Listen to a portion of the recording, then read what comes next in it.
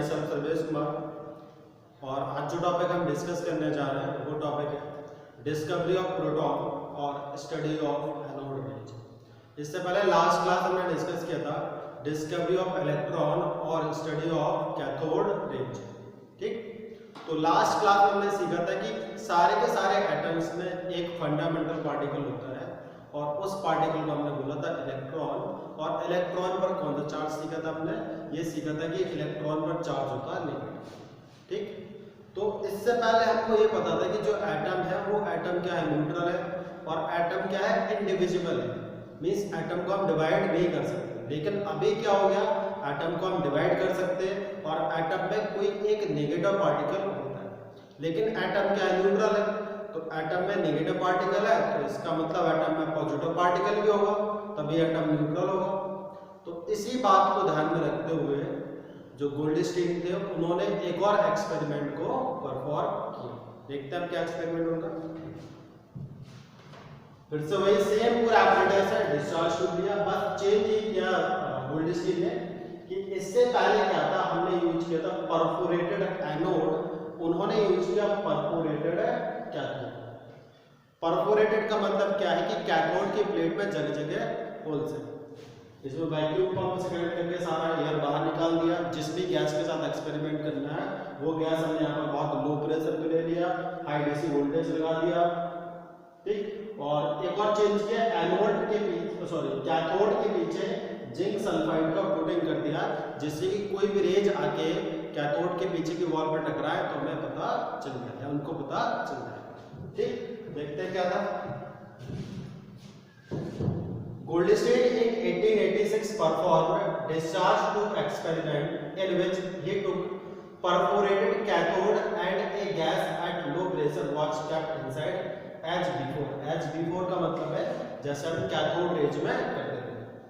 On passing high voltage between the electrodes, it was found that some rays were coming out from the side of anode, which passed through the holes of cathode and produce green fluorescence on the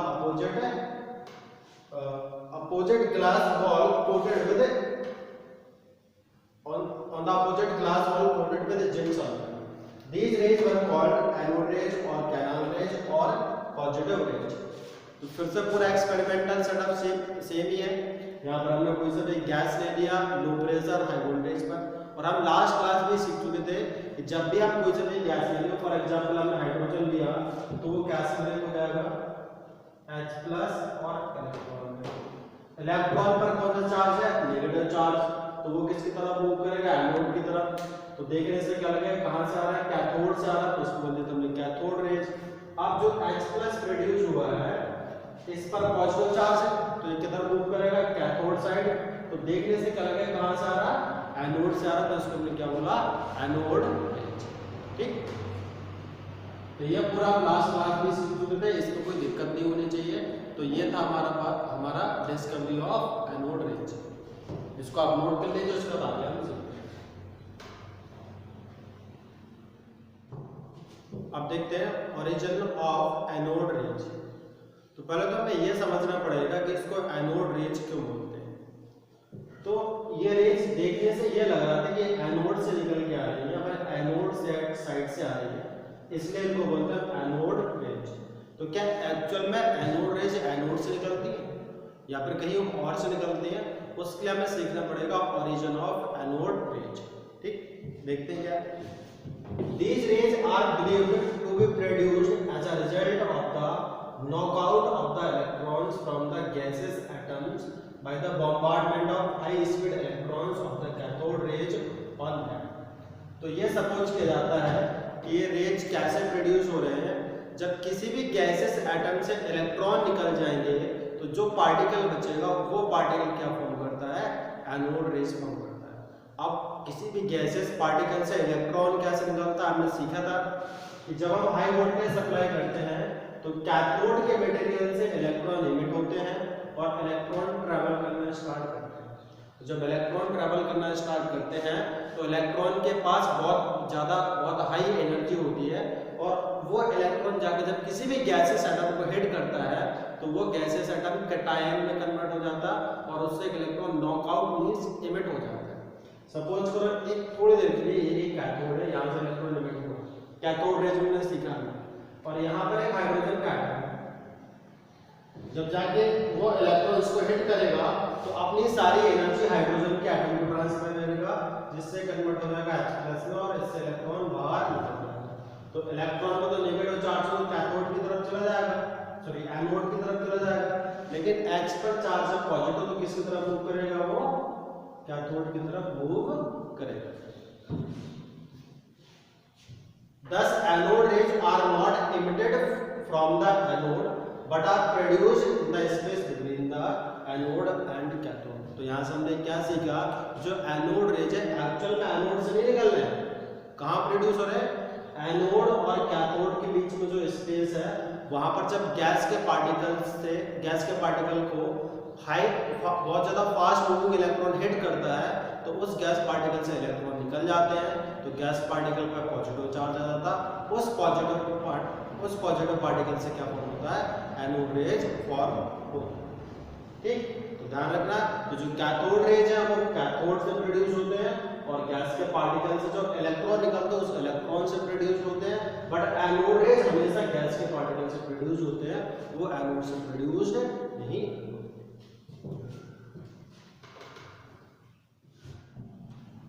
अब जो topic हम सीखने जा रहे हैं वो topic है charge upon mass ratio और E अपॉन M रेशियो। ये टॉपिक बहुत इंपॉर्टेंट है और इस टॉपिक से रिलेटेड प्रॉब्लम कुछ इस तरीके से पूछे जाते हैं कि charge upon mass ratio cathode rays और एनोड रेज में किसका फिक्स होता है और होता भी है तो क्यों। तो उसके बारे में पूरा डिटेल स्टडी हम आज करेंगे। तो सपोज करो हमने क्या किया, कोई एक गैस लिया, ये डिस्चार्ज टू एक्सपेरिमेंट है, यहाँ पर हमने गैस ले लिया हाइड्रोजन। जब हम हाइड्रोजन लेंगे तो हाइड्रोजन से इलेक्ट्रॉन निकलने के बाद H+ फॉर्म होगा और E- फॉर्म होगा और H पर चार्ज है पॉजिटिव तो किसकी तरफ मूव करेगा, वो कैथोड की तरफ। देखने से क्या लग रहा कि एनोड से आ रहा, तो H+ क्या फॉर्म करेगा, एनोड रेज, और इलेक्ट्रॉन क्या फॉर्म करेगा, कैथोड रेज। ठीक, तो कैथोड रेज फॉर्म करने वाला पार्टिकल क्या होगा, हाइड्रोजन के केस में इलेक्ट्रॉन, और एनोड रेज फॉर्म करने वाला पार्टिकल क्या होगा, H+। ठीक, अब हम निकालेंगे कैथोड रेज पार्टिकल का चार्ज अपॉन मास रेशियो। तो कैथोड रेज किससे फॉर्म हो रहा है, इलेक्ट्रॉन से। इलेक्ट्रॉन का चार्ज क्या होता है, 1.6 × 10⁻19 अपॉन इलेक्ट्रॉन का मास होता है 9.1 × 10⁻31 kg। ठीक, अब देखिए हम एनोड रेज पार्टिकल, तो एनोड रेज किससे फॉर्म हो रहा है, H+ से, तो इस पर भी +1 चार्ज है। +1 का मतलब होता है 1.6 × 10⁻19 चार्ज, और हाइड्रोजन का मास कितना होता है, 1। तो एनोड रेज के लिए E अपॉन M का रेशियो ये होगा और कैथोड रेज के लिए E अपॉन M का रेशियो ये होगा।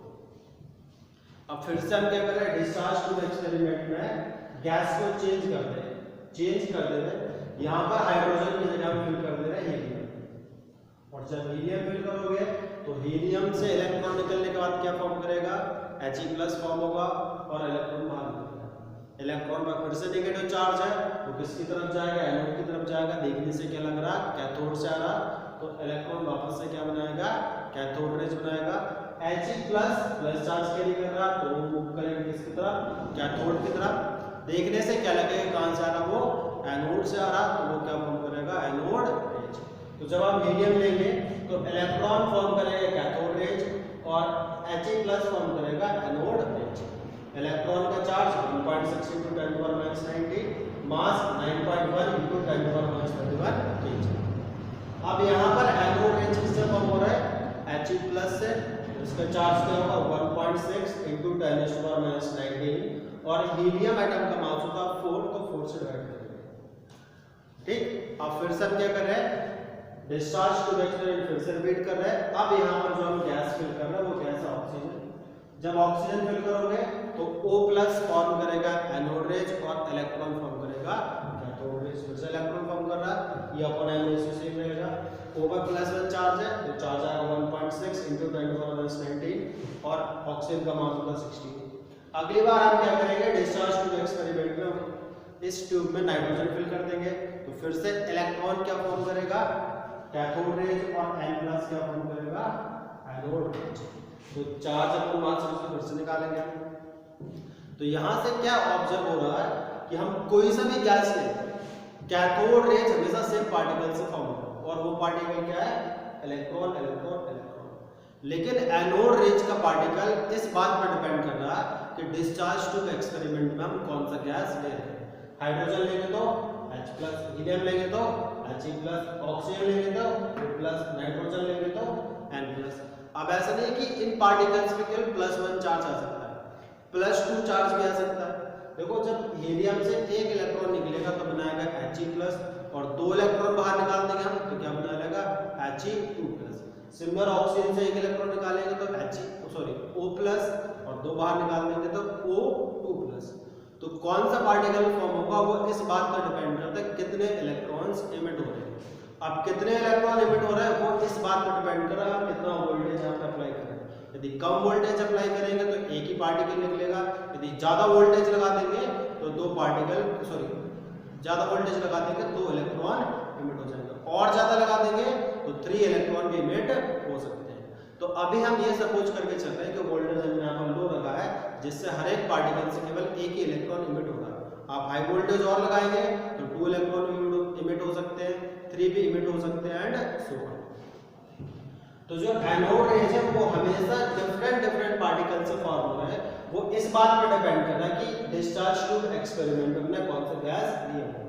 जब डिफरेंट पार्टिकल से बन रहे हैं तो डिफरेंट पार्टिकल के लिए देखिए चार्ज अपॉन मास रेशियो क्या है, अलग अलग है, लेकिन कैथोड रेज के लिए चार्ज अपॉन मास रेशियो क्या है, सेम है।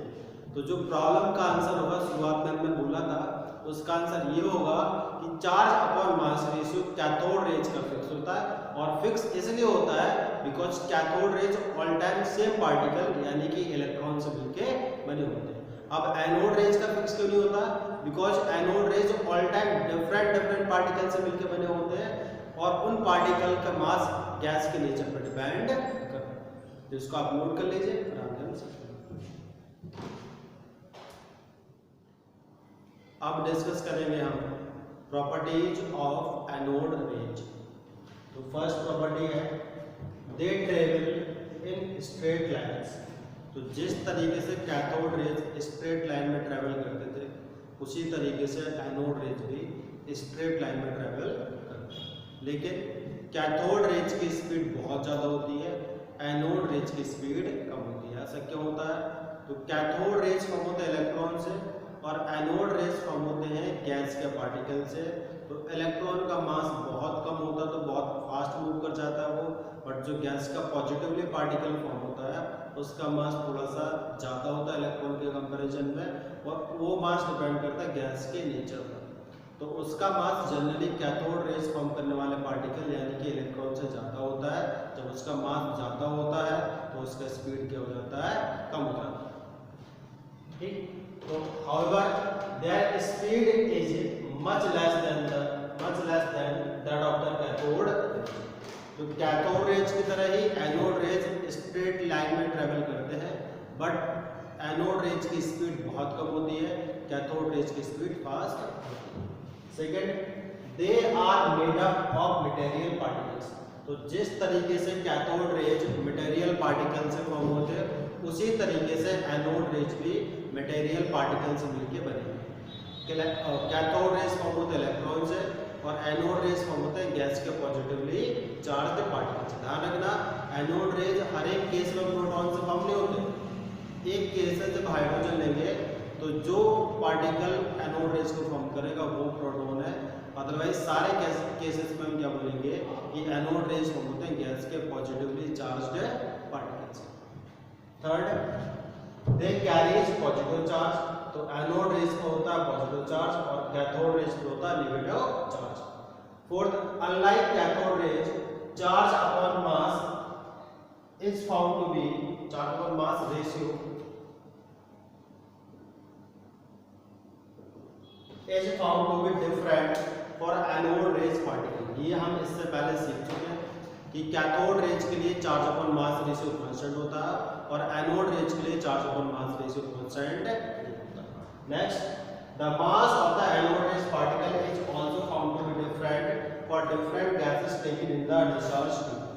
तो एनोड रेज फॉर्म करने वाले पार्टिकल के मासेस हर एक केसेस में अलग होते हैं। वो इस बात पर डिपेंड करते हैं कि गैस क्या लेंगे।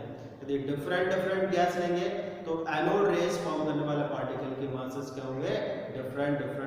फॉर एग्जांपल हम हाइड्रोजन ले तो एनोड रेज किससे बनेंगे, H+ से, तो उसका मास होगा 1। हीलियम ले तो एनोड रेज बनेंगे He+ से, उसका मास होगा 4। हम ले ऑक्सीजन तो एनोड रेज बनेंगे O+ से, उसका मास होगा 16। ठीक, इसको आप नोट कर लीजिए। अब आगे देखते हैं। जब एनोड रेज एक्सपेरिमेंट को और ज़्यादा डिटेल में स्टडी किया तो कुछ बातें सामने, उन्हीं बातों के बारे में डिस्कस करेंगे। तो further experiments revealed that when hydrogen gas is taken inside the discharge tube, the particles present in anode rays have minimum mass, that is lightest positive charge particles are produced.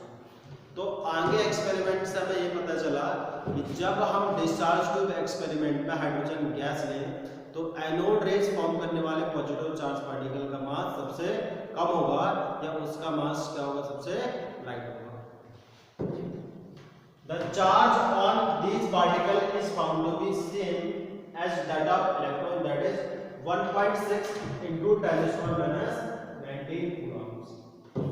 तो in case hydrogen जो भी positive charge form करने वाले particle थे या पर anode rays form करने वाले पार्टिकल थे, उन पर चार्ज आया इलेक्ट्रॉन के इक्वल, या इलेक्ट्रॉन में जो चार्ज था 1.6 × 10⁻19 कूलम्स।